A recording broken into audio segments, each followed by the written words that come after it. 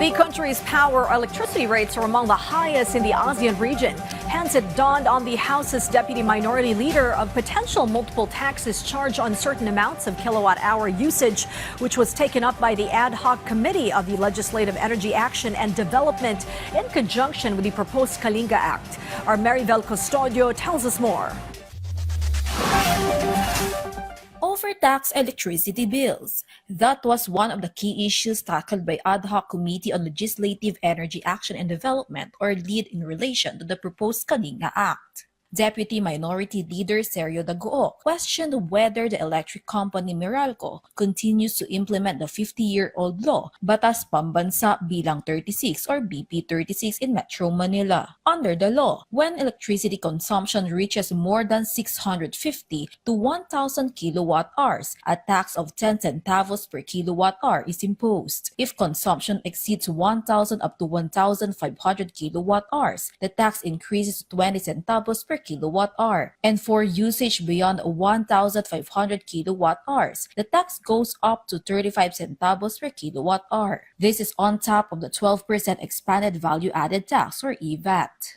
My question, BIR, Mr. Chair, is, nung ipinanganak si VAT at saka si EVAT, why did you continue to collect yung BP 36? Is that it does not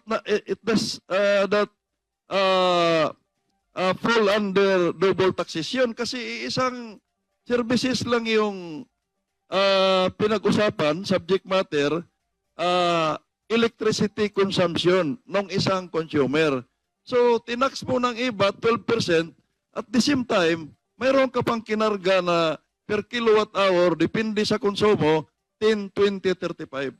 Your Honor, may we given a chance to submit our official response on this, Your Honor, so that we in the BAR may study and a response in a concrete manner. Daguo insisted that this question should be answered immediately, stressing if double taxation exists in Meralco's charges, removing the BP 36 tax could reduce electricity bills for consumers. Meanwhile, Committee on Energy Vice Chairperson Arthur Yap also raised concerns over taxes being imposed on system loss. Makatarungan ba na yung same power na generate mo, itatax mo yon, dumaan lang siya sa transmission, itatax mo ulit siya, the same amount of power, tapos pag abot sa distribution bago umabot sa mga MSMEs tsaka sa mga bahay, itatax mo na naman siya.